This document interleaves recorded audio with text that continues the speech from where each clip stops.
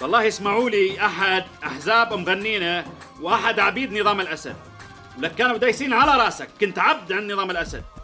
احنا ما نزال وقت نطالب مطالب شرعية وطالب بأدب، بس مو بهالغدارة هذه بالوقاحة هذه.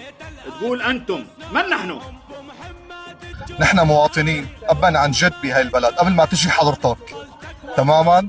إذا أنت حررت فنحن موجودين قبل التحرير. لك من حقنا نطالب وكنا مع مطالبك وكنا نشد على ايدك، بس مو بهالطريقة هذه الوقحة. ولك الطريقة الوقحة هذه انت تدوس على جرحنا. وقت تقول انا ابا عن جيش سوريا قبل ما تجوا تحرروا، مين حضرتكم؟ لك تعرف مين حضرتنا؟ لك نحن دسنا على راسك وعلى راس معلمك حضرتنا.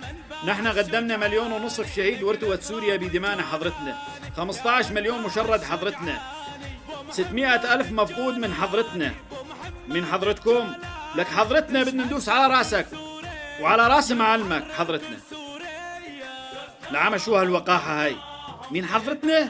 وأنا أبا عن جد سوري قبل ما تيجوا تحرروا. لك أنت عبد أبا عن جد عن نظام الأسد، أنت حشرة.